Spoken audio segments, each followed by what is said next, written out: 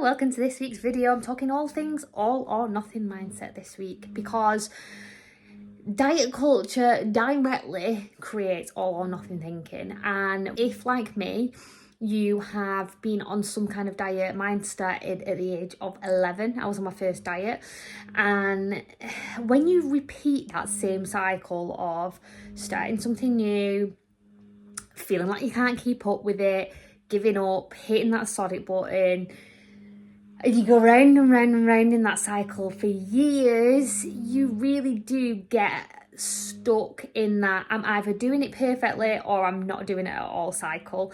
And I can 100% say that every single woman who comes into Body Brain Belief and takes part in our Happy Healthy Woman program feels the exact same as well. So what I thought I would do is share a few examples from my week this week of where I've actually been able to notice that I have broken free from that all or nothing thinking, because I think it's something I've been thinking a lot about this week. I've just been truly grateful for the work that I've done to break free from this mindset, because there's a lot going on for us right now with the house renovation. We have got the babies, running the business, just general keeping up with life. So it's really great to see how much I've worked on getting flexible with my habits and create that all or nothing thinking, because it is one of my favorite things that I do inside Body Brain Belief with the women that I work with, is just completely shift that mindset, so that we can keep showing up for ourselves no matter what's happening in life. And I think that is what's most important for me. So I'm going to share a few little moments with you this week where I have been able to challenge that all or nothing thinking. Maybe either I've been truly grateful for it, or I've noticed it popping up and I've challenged it and caught it and reframed my thinking on it, because that is what is the most important thing. So let's take a look at what's been going on this week, and I might even throw a little house reno update on the end for you as well. Please excuse my half-eaten ham and cheese sandwich, because I remembered partway through that this would be a really good example to share. However, this is because I actually just forgot plan the food shop this week, so we had to do a quick and convenient meal, which was just running and grabbing some ham and some fresh bread because we had the other bits in, and just creating something just super simple and easy for us to access until we did the food shop. Now, in the past, I would have beaten myself up about this so much, and then that would have spiraled for days until I cracked and started again. So to be able to just have this meal and move on and then just eat tea as normal in the evening after we'd been for the shop was just a really nice moment for me. The second example I wanted to share with you this week was some training. So me and Phil have actually joined a new gym together this week. Phil's been injured for 6 months, but he was back this week, and we joined a gym where he could teach me some CrossFit style training, which I've never done before. And as the perfectionist, or should I say old perfectionist in me, doing anything that is out of my comfort zone or new, where I think I might not be perfect, always brings up this all or nothing thinking for me. Well, if I can't do it perfectly, if I don't know what I'm doing, then I'm not going to do it at all. It triggers a lot of kind of the old self-conscious feelings for me as well. I also have a lot of feelings around like my fitness levels.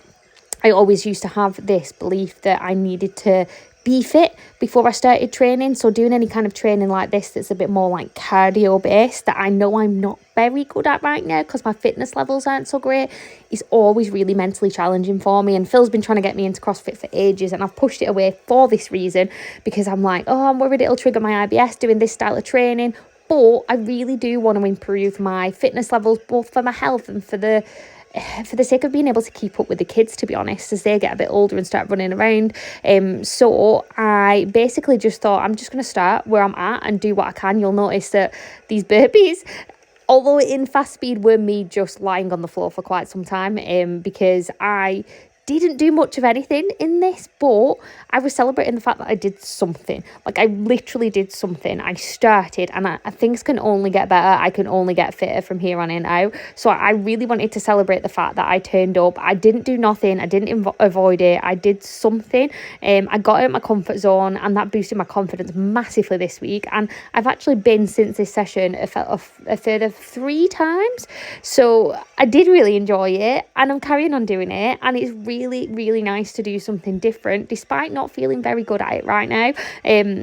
So yeah, that's my example of how I've challenged myself with my training this week and challenged that all or nothing thinking. And yeah, there I am lying on the floor again doing those burpees, which are literally involving 0 jumps.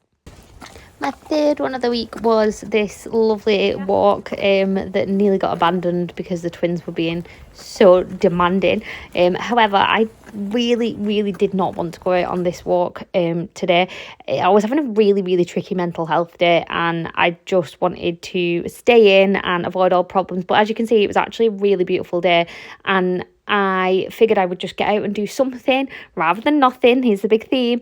But we actually ended up going on a really lovely big long walk and ended up in this beautiful scenery in the woods, which really picked my mood up. So it actually did tons for my mental health despite not wanting to go. As promised, house reno update. So this week we have had the builder in.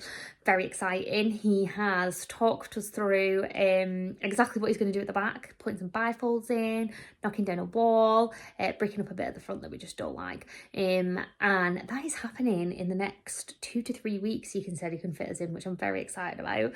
And then we also, thankfully, it's taken a wall down in the middle of our kitchen and / dining room area, so it's not actually going to affect our kitchen, so we don't have to rush doing the kitchen, which is really nice. But we have been to IKEA, had our kitchen designed, which was like the most exciting thing ever.